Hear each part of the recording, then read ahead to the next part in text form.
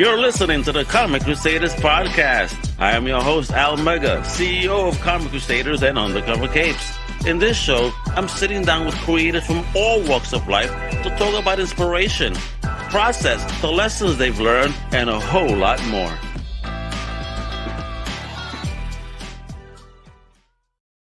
Wepa! Happy Tuesday, folks. It's your host, Al Mega, para que tú sepa. That's right. It's another Comic Crusaders podcast.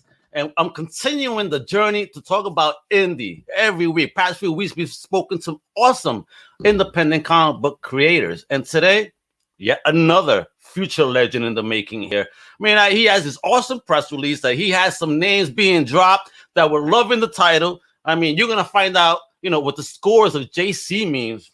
Yeah, amazing. The book is called My Monkey's Name is Jennifer. It's going to be dropping on the Kickstarter, all right? And I'm happy to have the creative mastermind behind this awesome, fun book, the one and only Knudtsen. What's up, brother? How are you? That was some intro, man. Thank you. It's my pleasure, man. Anytime I hear hanging out with some cool indie creators, man, it's just I feel the energy. You feel me, brother? So how are you, Ken, man? Where you hailing from, brother? Where you from? I'm pretty good, man. Thank you. I'm from originally New York, but I've been in Charlotte, North Carolina since 2017. Okay, so you remain on the East Coast, man. And so where in New York? Long Island. Okay. What is it with creators? Everybody from what happened to my Brooklyn and Queens people? Come on, guys. Couldn't afford to live there. Apparently, I grew up in Brooklyn, and I know several creators, but anytime lately I've spoken to creators, oh, we're from Long Island. I'm like, wow, Long Island is, I guess, a very talented place, huh? and then we try and get out of there as quick as we can. Don't we all? Because it's goddamn expensive. Let me tell you, no joke. Yeah. So talk about your origin into fandom. Ken, is like, you're in New York. What was your first taste of fandom? Like, what was it that led you to say, okay, this is going to be the rest of my life? I mean, I've been reading comics since I can remember, and drawing too. The moment that clicked in my head, I was living in an apartment building, and my upstairs neighbor came down to jog, and he stops and he's like, "Ken, are you reading a comic?" And I said, "Yes, Mr. Kurt," because I'm very polite. And he ran back upstairs. He's like, "Hold on a second." He came back and dropped a huge box of comics. He's like, "These are all for you." And I was like, "Oh, this is the best day ever." Man, I wish I had a neighbor like that. Please tell me he dropped you some crazy gems in that box.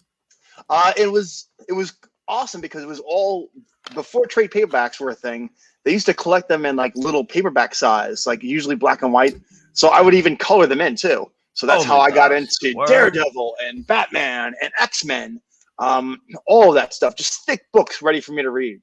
Wow. Man, I wish I was blessed like that. Damn, as a class, I would have been crazy. Awesome. So, what was the character that first, that your eye went straight to? You're like, okay, this is the coolest thing I've ever seen. I catch a lot of shit for this. Also, I hope that language wasn't. It's all right. My boy Aquaman. Okay. I don't know what it was. It was something on the Super Friends cartoon. Maybe it was the orange shirt, green pants combo. But Aquaman was always cool for me. I like Aquaman, but my favorite iteration of Aquaman is from the Batman Brave and the Bold cartoon. Because he was so smug, but I loved it. I mean, it's like he would talk the talk, but he's walking the walk. You feel me? That's what I loved about that version. Yeah. That was great. And Aquaman is an old character. It's just, throughout his history, if you will, so many changes, and then nothing really sticks, We had, remember back in the day, he was missing a hand. All of a sudden, DC kind of reboots. Hey, his hand is back. Miraculously grew back. Apparently, there's a lot of algae in the ocean that could, make you grow back your limbs. Don't forget too, he had a dumb magic water hand in between. Because as an Aquaman, I'm like, come on, just let it grow back and let's move on. Like, please, right? Well, did you write any letters? DC, please bring his hand back. Nobody cares how it happens. He'll put the glove back on. Like, oh, something seems different. Yeah, let's go. Yeah. Too funny. So let's talk now.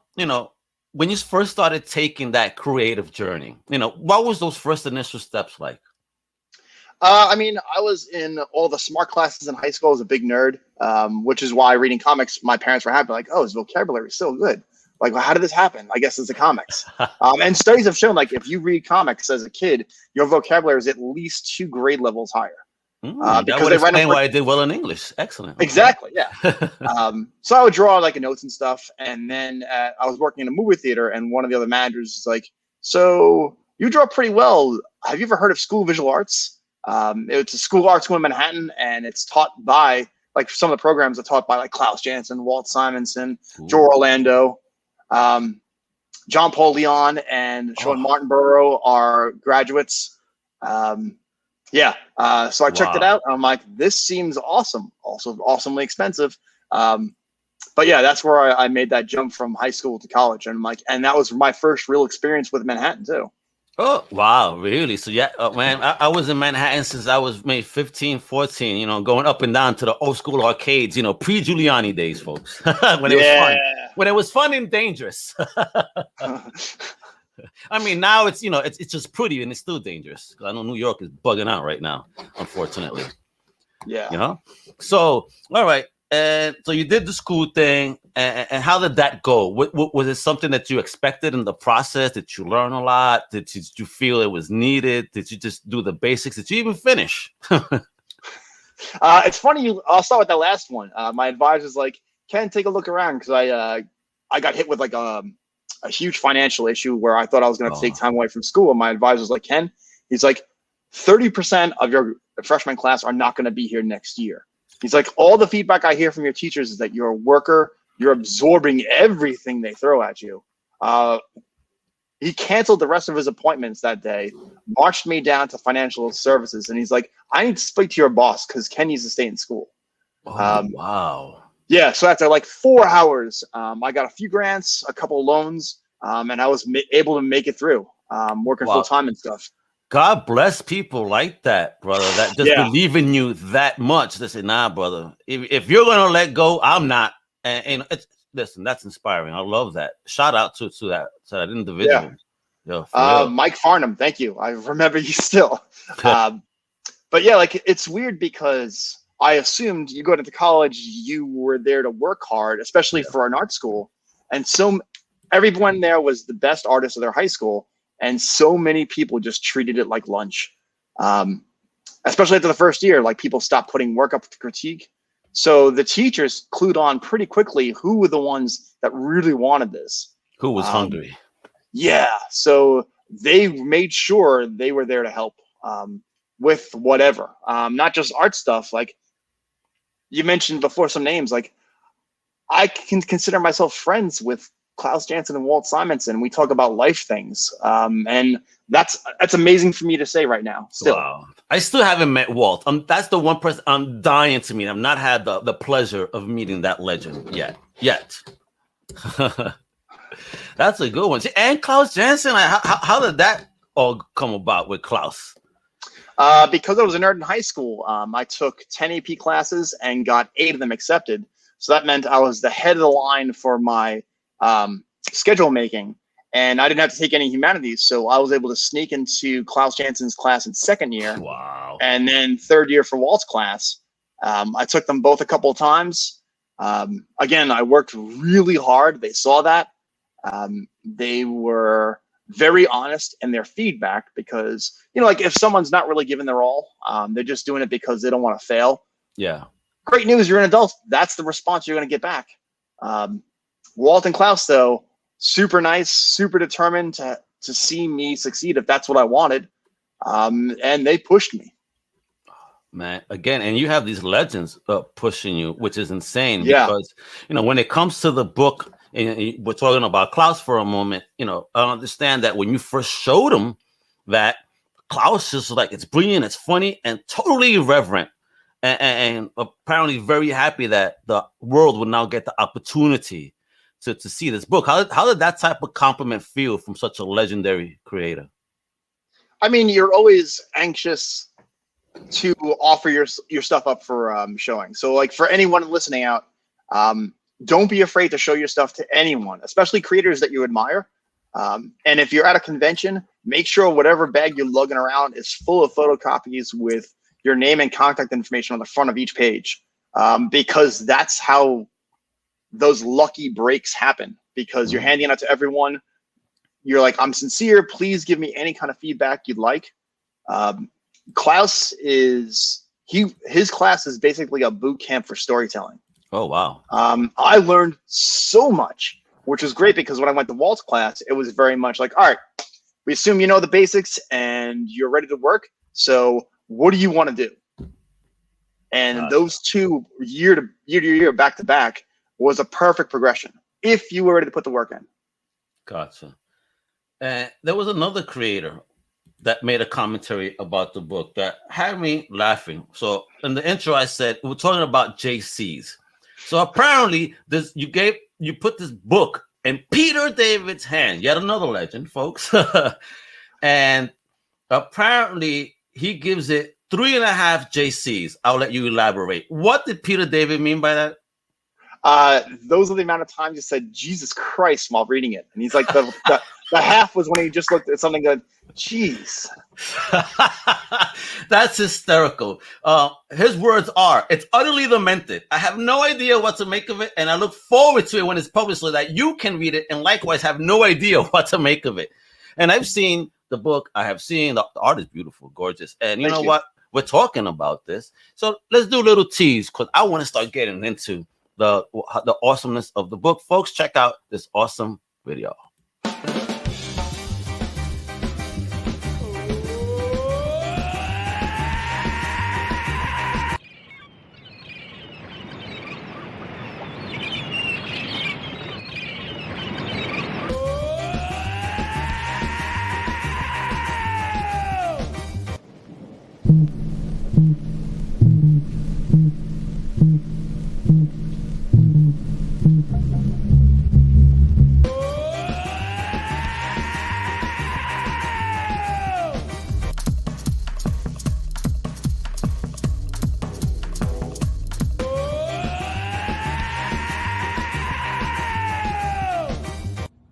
Crazy monkey, crazy monkey, crazy monkey. Hey guys, my name is Ken Knudtsen. That's how I say my last name, by the way. And I'd like to welcome you to the Kickstarter for My Monkey's Name is Jennifer. I am the creator, writer, and artist for the book. And people ask me all the time, like, what's my favorite thing about My Monkey's Name is Jennifer? And for me, the answer is very clear. It's immediate. My favorite thing about My Monkey's Name is Jennifer is that I got to create and draw exactly what I had in my head, exactly how I wanted to. And that's a pretty magical thing that I still treasure and love today. For the book, there's a bunch of cool things I'd like to talk about, starting with the covers. There are 2 covers. The standard one is drawn by me with inks by Klaus Janson. I had to ink it twice because I had to learn things. And learning is good. We should all keep learning things. Thank you, Klaus. The second cover, the variant cover, is by Walt Simonson, and it still brings me much happiness and joy to know that Walt Simonson got to draw my own characters. And both those pieces of art are forever treasured pieces of my life, and they're never going away. For the book itself, it is the first time everything is collected in one shot.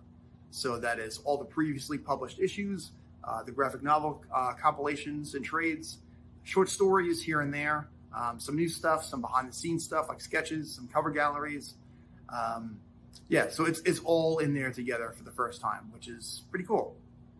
Especially since this year is the 20th year since Jennifer #1 came out through SLG Publishing, which means thank you again to Dan, Jennifer, Bob, and everyone at SLG for helping me realize this and help me get to where I am today. Thank you guys. So all this is pretty awesome. I'm pretty psyched. I hope you can tell. And I just want to take a moment to thank you guys for checking the Kickstarter out. Thank you for supporting it. Thank you for sharing it on social media because every little bit of help helps. And cheers. Have a good day.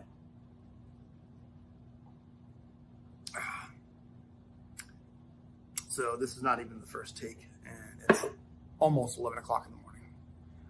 Thanks, guys. That is hysterical. Thank you. I love the video though. The intro is like, what the heck is going on? And a screaming monkey. What's going on? Screaming monkey. Oh man, this looks nuts. And 20 years. Yo, congrats, dude. 20th anniversary. That's amazing. So why the Kickstarter? What made you decide now is the time to put all of this material into one awesome book? I mean, it's been out of print for a little bit, and a little scattered. So now with the pandemic, I was able to work on a comic book that I got to do in full color with my friend and collaborator Scott Brian Wilson. And then when that wrapped up, I'm like, all right, so what's next? And I keep coming back and back and back to Jennifer. So I started doing some sketches, some new drawings, and finally I started getting everything together. I'm like, I've never done a Kickstarter before. I've never put my own book together before. Okay. I'm learning a lot. Oh, wow. So this is your first endeavor doing this dolo. Kind of. Wow. Yeah. Good on you, though, man. You know, do it. Hell yeah, man. Don't be scared. You're from New York, man. We ain't scared of anything, brother. Exactly. But I've been fortunate, too, because a lot of my friends are comic book artists that have done this, you know, at various levels and involvements. So I have been receptive as much as I can to absorb any and all feedback, things they've learned, things they would want to try out. Yeah, man, it's been a very big learning experience. Yeah, man. I mean, there, folks, look, just stare at those gorgeous covers by two legends. I mean, damn, bro, you got these two to, you know, do covers. Wow, floored, bro. And again, for your rookie Kickstarter project, you're already off, like hitting the ground and running like Sonic the Hedgehog, bro. I will tell you, thank you. My buddy Jerry Mod just recently did a successful Kickstarter for the Monkey King, and he's like, Ken, the best thing you can do, and Alan too, who hooked us up. Like, Ken, the best thing you can do is do as much prep work as you can right now, because surprises always come. Oh yeah, absolutely. So how far along are you in the project for the Kickstarter? What's the reason behind the Kickstarter? I mean, is the book completed? Is it for printing reasons? Or what are we doing here? So the book is all done. All my promo stuff is all done. I just got to lay it out. So that'll be this weekend. But for the Kickstarter, it's to cover printing costs, some of the extra stuff.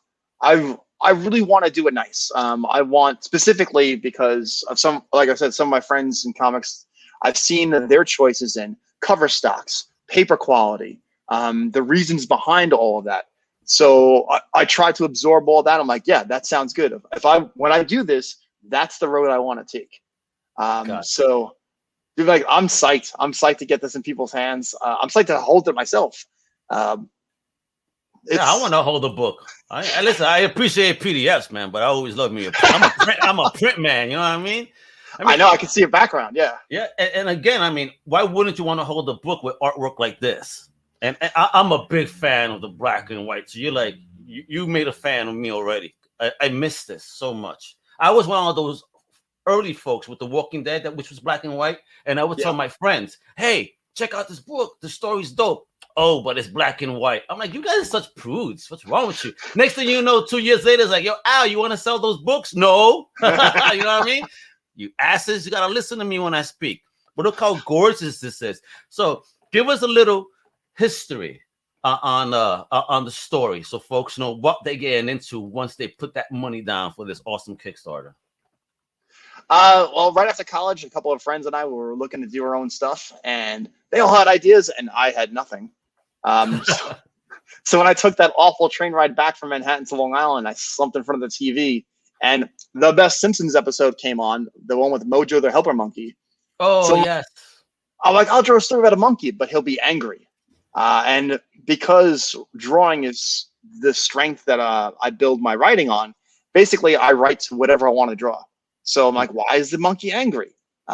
Because there's a little girl and she treats him like a sister. She puts him in a dress. There's tea parties. He's declawed and neutered. Parents bonk him on the head all the time and call him bad monkey. Oh, man.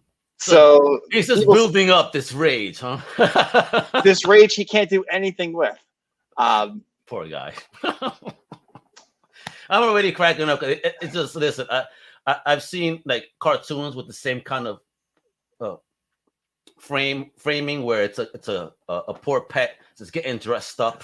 What was it? Wasn't there like a Looney Tunes cartoon like that she kind of abused the animals and they were always trying to escape? That's why there was a cartoon or something like that. It kind of made me think about that. And this poor monkey is just taking it. There's Looney Tunes stuff like that. I remember, man, like, I hear you now, brother. No, I don't know if you heard that, but my computer just let me know like possible spam risk call. I'm like, yeah, just get that out of the way. Not too funny. But like, man, like I drew a lot from Muppet Babies just because of the weird adventures they go on, and like that Ren and Stimpy, like no Looney Tunes, nobody cares why they're there. It's just like they're there, and let's go along. Oh my God, Ren and Stimpy! I wish they would remake that like now ASAP. I need that again. That was some good stuff. And the Muppet Babies, you're absolutely right. Was definitely weird. Yeah, like weirder than everyone really remembers. Yeah, it is. I mean, people take a look at Muppet Babies and y'all tell us what you think, because again, as kids we're like ha ha ha, but when you're older, you're like, there's something really wrong with this. Hey man, we grew up in a wild time. I love it. So I also have this up here, right? What's all this stuff? What's the Bony Man and what is your obsession with John Wick? We'll start with the easy one. Bony Man is one of the characters in the comic. Okay. He's a good guy, so he helps the monkey out begrudgingly on both parts. That's a good guy? Yeah. He looks like not somebody I would trust. Again, just like Muppet Babies, he shows up and you just roll with it. God, I love it.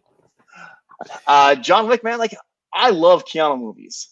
And I remember when the first John Wick came out, like in the middle of February, it was early February because when I go to the movie theater for my birthday, it's always shit movies. Okay. So I was psyched to see this ish. I'm like, it looks kind of like basic. I was blown away. Like an 80s styles, one-man army movie. Yeah, and what I really liked was every other cast member in there was basically cast like one or two levels higher than what they usually get. And they all brought their game. I mean, John Leguizamo doesn't have to crack any dumb jokes. He gets to be serious and punch Theon Greyjoy in the mouth. Yeah. I was not prepared for the opening scene with the dog. And it broke your heart? Were you okay? I know. I was like, the theater was not full.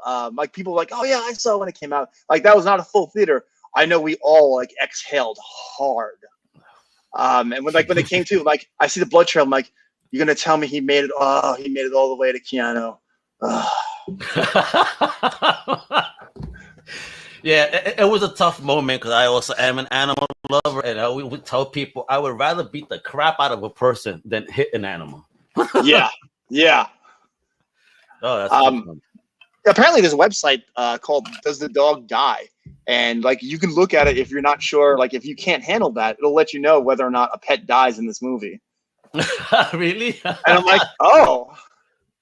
Don't tell me that's your number one preference of websites now. No.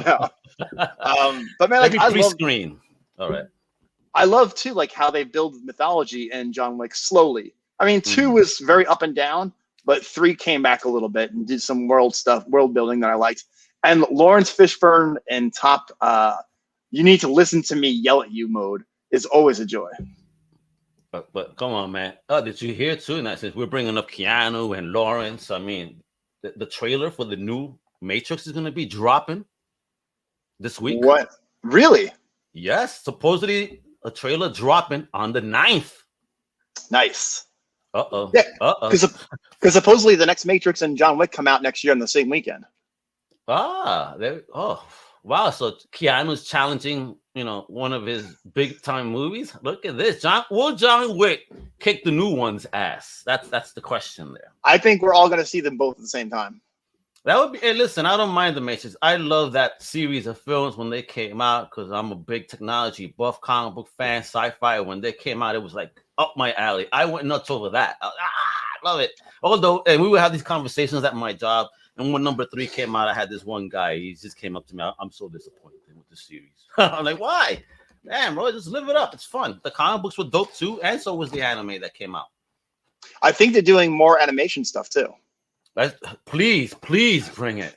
That whole world needs to be explored because I always tell people that you could take the world of Terminator, have Skynet win, and it turns into the world of Matrix. Yeah.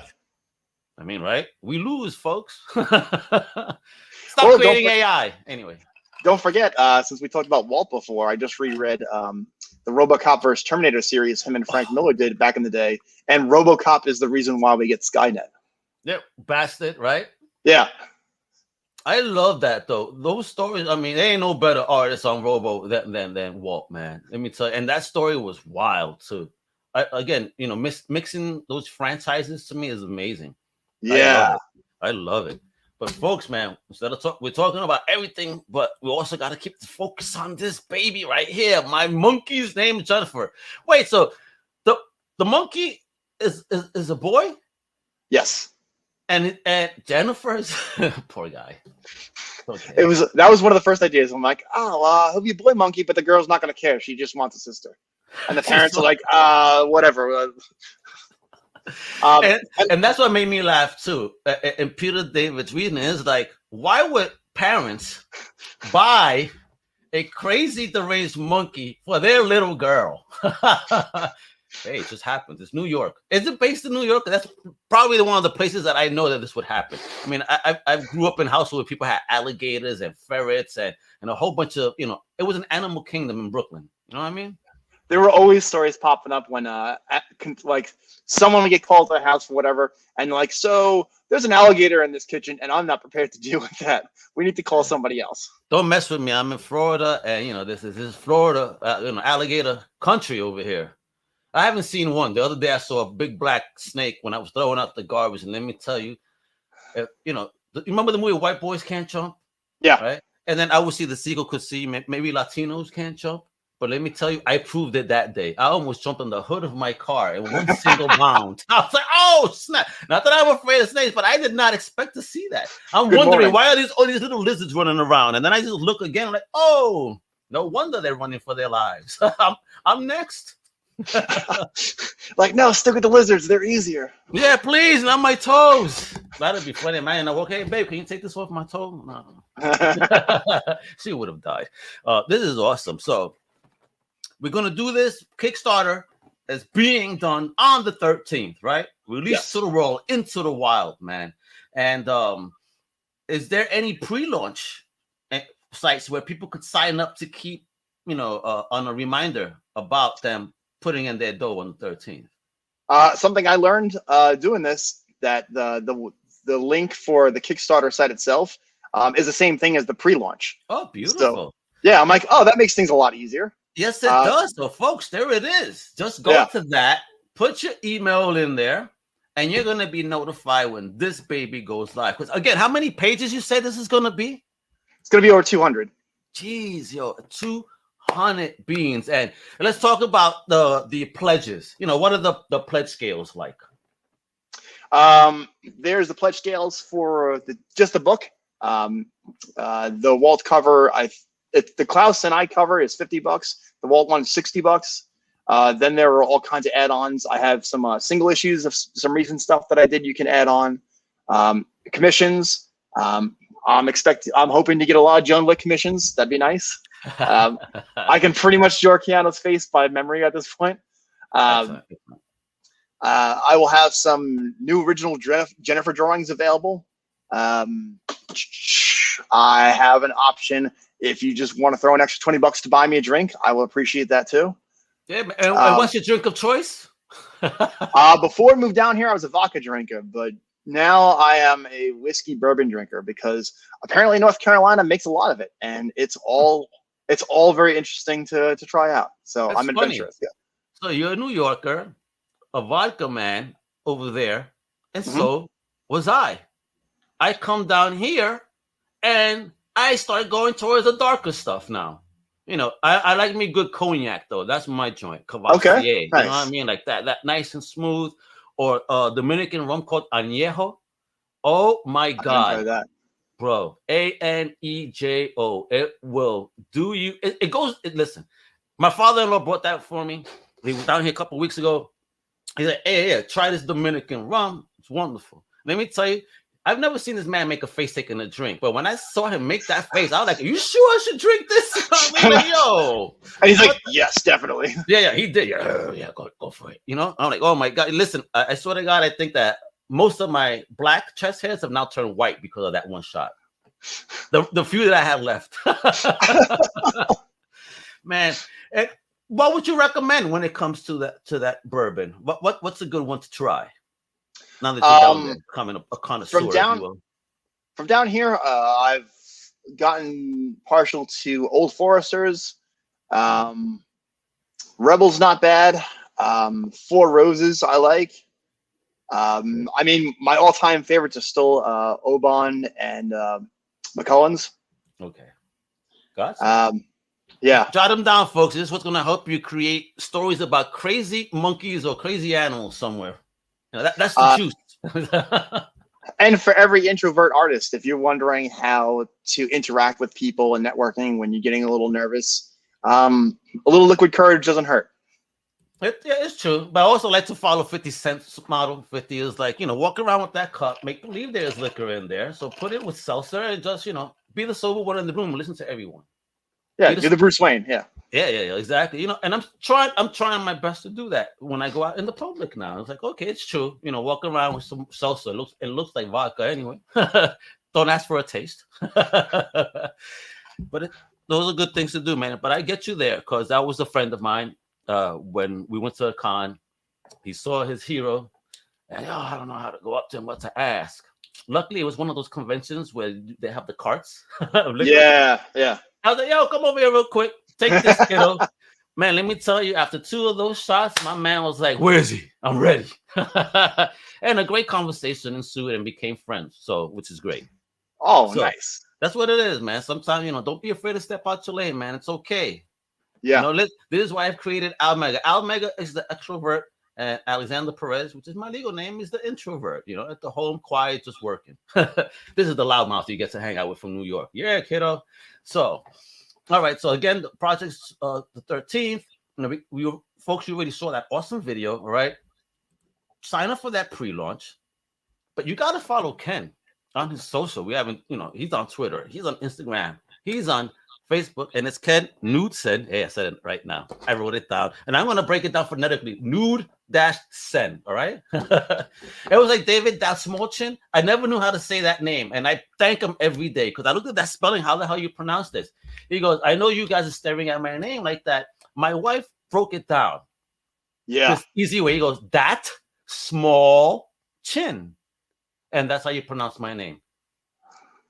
I was like, oh shit, thank you. And he was so cool. I met him, and then I don't know if you saw him on Suicide Squad as a polka dot man. He did great on that too. He was awesome. I love that. Way better than the first one, in my opinion. Oh yeah. Way better. I wish as I did enjoy it more. But man, is DC really criminally wasting the really perfect casting choices they have, like Viola Davis as Amanda Waller. Oh yeah, she's perfect, and she's been in like this is a pretty good movie. Yep. The last Suicide Squad was awful, and I'm like, how long does she want to do this? I'm like, hopefully a lot longer. Yeah, and again, it's true. She's the forefront. I mean, if you read that story, Legends, I mean, she was every other page, and you understand what that mission is or what they're doing. Whatever, man. It's like you're saying, DC may be wasting it. That's them. Let them ruin it. You know what? It just makes more room for people to say, bye, let me find out what my monkey's name, Jennifer, is all about. You know what I mean? Yeah, exactly. Because you guys are in the other future. You are everything. As I always tell people again, Big Two, yeah, they're awesome. They're definitely launching pads for people once you make it there. But at the end of the day, they don't got what you need. Folks like my man Ken got what you want out there, the fun stuff. I mean, if you have Peter David say Jesus Christ and cheese everywhere, you know, and Klaus Janson telling you like this, you have to read this, then I think you better listen to these legends because this is a future legend in the making right here. So once you do this with My Monkey's Name is Jennifer, you know, what else do we have in the pipeline, Ken? Going through all these pages and rescanning them in, it's a nice revisit for a lot of stuff. Some jokes and drawings I forgot about. So there was some odd chuckling going on in the studio. So you find yourself laughing every once in a while. Damn, I wrote that. Yeah. I'm like, oh, I must have been in a good spot right there. So I do want to revisit that. In the last year, I've done two comics with a writer that's now working on Pennyworth for DC. Oh, nice. So I got to stretch hard on what I wanted to do in my drawings. Okay. Like I didn't think I could do this in comics. For your friends that hate on black and white, this is in color. It's with messy oil bars and watercolors and charcoal and harsh inks. So I think you'll still like it. I would love it. I think once this is done, I think as we move into the next year, as hopefully COVID gets a little better under control. We're in the South now. We know that it's not right now. Hopefully, like publishers will start coming back around to conventions and looking at newer stuff, because I know they've had to restrict their publishing lines just because they didn't know if Diamond was going to be around. Oh God, yeah, Diamond screwed up so many companies. I mean, there's a company out there that almost just trying to blame them for why they ghosted creators for almost 2 years, but whatever. Was that Action Lab? Yeah, you said the name exactly. They're trying to blame Diamond as well as part of the problem as to why. But that doesn't, I don't think Diamond controls your email, fellas. Yeah. You know what I mean? So whatever. That's crazy stuff. How do you wait? You mentioned that. How do you feel about that? Working with a publisher that ghosts, these poor independent creators of their projects. And then there was the case that we spoke on here in our Wepa show where a creator finally got a response, and in order to purchase back his creation, almost $12,000 plus any Diamond shipping fees. How do you feel about a reply like that from something that was supposed to be creator owned? Furious. When I signed with SLG for when Jennifer first came out, when they sent me the contract, I'd already reached out to people. I'm like, do you have any lawyers that could look at this? It was all language I could understand. The creators, including Walt and Klaus, they're like, this is incredibly friendly for you. Like everything was above board. The only thing Dan at SLG asked is like, we just asked that you do a couple conventions each year to help promote it yourself. I'm like, yeah, why wouldn't I? Of course. He's like, not everyone does. They don't.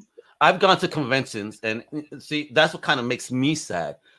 When they just stay behind a table, their head down, and really, they join their community, but at least have someone there, bring attention to the. Don't do it alone. Like if you do a con, if you want to be drawing, that's great. But have a partner there with you. Your lady, your partner, your boy. Let that person stand in front of the table. Selling your wares. Yo, check out my monkey's name, Jennifer. You know what I mean? Yeah, exactly. That's the way to sell. That's the way to promote and make sure that people are aware. We got that. That's what you should do, man, for real. Because that turns me off so much. And I tell them exactly. I say, yo, get up, man. Bring them. Let them see your awesome works. Wholesome art. Shout out to Henri Cotman. I don't know if you know him, but he's a creator. He does not sit down on any show. He stands in front of his table, his piles of books, holding one. Come over here. Nice to meet you. Check out my book. I was like, I loved it. That's awesome. Standing up is key. Because like if you're walking by a table, you don't want to bother them. And then if you make inadvertent eye contact, like social media, you can ask for volunteers if you go in a different city for fans and stuff. But going back to Action Lab, what really sucks for that is, not aside from people having to spend thousands of dollars for shitty printed books. Yeah. The big problem with that is you don't get your creation back as long as they're distributing it, and Comixology counts.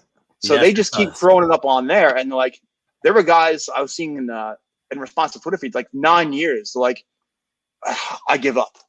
And that hurts to see. Yeah, because one of the comments I had seen was well, Action Lab never wanted to be a publisher. They're basically, picking up creator IPs, the IPs, so that way they could do something. And as you said, do tactics that make them hold on to that IP longer as if it was theirs. Do you think that's something that holds true? Possibly? I'm scared that's the new norm, especially with Amazon having bought Comixology. Oh, yeah. Amazon does not have the best track record in treating creators nicely or workers or anyone. So I would suggest a concerning time. Yeah, so anyone looking out there, if you're looking to see if a publisher is reliable or trustworthy, man, like social media now is past blooming, where you can reach out to creators either on their page or through direct messages. We often, especially indie guys, we check that stuff all the time. If you want to ask me how SLG was, I will tell you nothing but the truth that it was the best possible situation for me. I'm sure guys who have done Action Lab will give you horror story after horror story. Well, I've asked, and a lot of them, at least prior to a lot of the news coming out, because I was at MegaCon and I got to speak with a couple of creators there that were Action Lab creators, and I see them like, hey, that's a new label. Why? Oh, well, this is what happened, kind of, but really can't talk about it too much. And and one of them was that Zombie Tramp, and at least he released a press release this week that he kind of got his property back, but it's kind of still a co-ownership thing, but at least he got something back. And they didn't say whether or not he has access and rights to everything that's been published. Everything, yeah.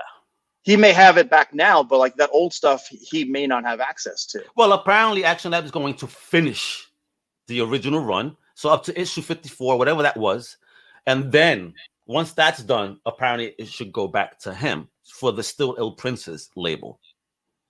Yeah, but like that's a long time best case scenario. Yes, it is. Because again, we don't know what's going on with Action Lab, so God knows when that'll come out.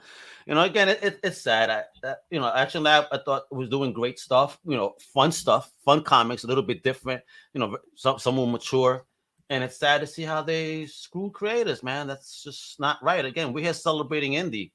And, a shame on you for companies that take advantage of creators like that. That's just not appropriate. Don't you dare mess with my homie Ken right here, because then you're going to incur the wrath. But like on the flip side, the two Turtles guys, speaking about black and white comics, Laird and Eastman, I don't know if they're still doing it, but I remember for the longest time, they were taking the money that they had gotten through Turtles and we're doing at least 2 Xeric grants every year for indie comic creators. And it was up to $5,000 for each award, where they're like, hey, you have a comic, show us your business plan. We'll help walk you through it. And if you win for this year, we'll give you $5,000 and we'll be there to answer questions. Oh, wow. I haven't heard doing that. Wow. They were doing it for at least twice a year. I don't know if they're still doing it now, but they were like, Playmates gave us a ton of money we will never be able to spend. Why wouldn't we want to give back? Oh, that's beautiful. See, again, that's the independent spirit, folks. That's the spirit of independent right there. Like, I made it. Now let me help you make it too. Exactly. That's the way this community should be always. Not beefing. Just show love and support, man. That's all it takes. Yeah, and if anyone listening, like the next time you go to a convention and like you've got a portfolio, you feel confident because you've put work in, please put work in. If you go to a creator's table and we're not juggling 8 things at a time, we'll take time to talk with you, go over and give you a real critique, because that's something that helped launch us. Like a creator we liked, taking the time to give us a minute. That's all it takes. That's 1 minute. And be humble and gracious about it, please. Don't go there with no stank attitude. I've seen people have attitude. I'm the best, and homies trying to tell me I'm not. I'm like, yo, they're in the business. You not. Take the advice. Take the advice, folks. I love it. All right. So last point here, then, Ken. What is one of the biggest lessons you've learned since you're a rookie in all this, and you're about to get it launched, and you have good people on your side? Bless you for that, man. But in this journey, what's the biggest lesson you've learned thus far in this whole 20-year journey, actually? It's not easy. That doesn't make it bad. It's an awareness. You've really got to want it. When people ask, like, what would you say? Like, you have to be able to say, I can't not do this. That's what's going to help you get through this. There are going to be changing tools. Like Kickstarter is a beautiful thing now for indie people. Especially with lockdown, where conventions are getting canceled left and right, and who knows. But you have to put the work in. You have to be aware and not take it personally anytime someone offers you something other than, wow, this is the best thing I've ever seen. Like if someone's giving you their time and like, hey, learn how to draw left hands, don't take that personally. Don't hide the left hand like Rob Liefeld hides feet. You know what I mean? I remember an editor coming in to SVA and like, I can tell every single one of you what you can't draw by looking at 2 portfolio pages. The first one they looked at was a kid who was drawing a city scene. Like, oh, there's a city, right? Where are the cars? Where are the fire hydrants? Where are the people walking that aren't in costume? Where are the garbage cans? Where's the litter? Where's the street? Where's the sign? roaches? Yeah, exactly. Yeah. You go inside, like, because someone just posted, like, it's a shitty apartment. Where's the roach that the landlord painted over? Hey, oh man, dude. Listen, when I lived in Queens, I swear to God, there was an apartment me and my lady saw. It was a wreck. We're like, what is this? And I swear to God, I saw those little lumps on the wall. You're like, is that ridiculous? You ain't lying, folks. New York ain't no luxury place. Don't let nobody fool you. Exactly. Yeah, like, so people are gonna throw things to you. It's nice when it's good. It's sometimes better when it's constructive. Yes. Also, don't let someone be a dick to you and just yell at you and demean you and stuff. Because I know that happens to a lot of creators. That sucks. And the people that do that should be called out for it too. Yo, they should, absolutely. But be ready to put work in. Be ready to think you have enough done, and then someone's like, all right, so you ready for the next step? And you're like, I guess so. Let me refill my aqua cup of water and let's go. Okay. Ooh, this is gonna be my last question. You said you're an Aquaman fan. I need to know, did you like the Aquaman movie, and are you looking forward to the sequel? I like Jason Momoa. He was not playing Aquaman, but man, was that movie fun. It was so good that my buddy David, who helped me out with the Kickstarter video, thank you, David Choi, he laughed at me, and after the theater, I'm like, what was so funny? He's like, you gasped twice in the theater. Once when Black Manta was making his helmet and it blew up, and like, it's not big enough. He's like, it's gotta be bigger. I was like, oh. And then when Dolph Lundgren swam over to Orm, and he's like, you're the king of the seven seas. And as he puts on a comic accurate helmet, because Marvel hates those, he's like, don't call me that. Call me, as he does the villain turn, Ocean Master.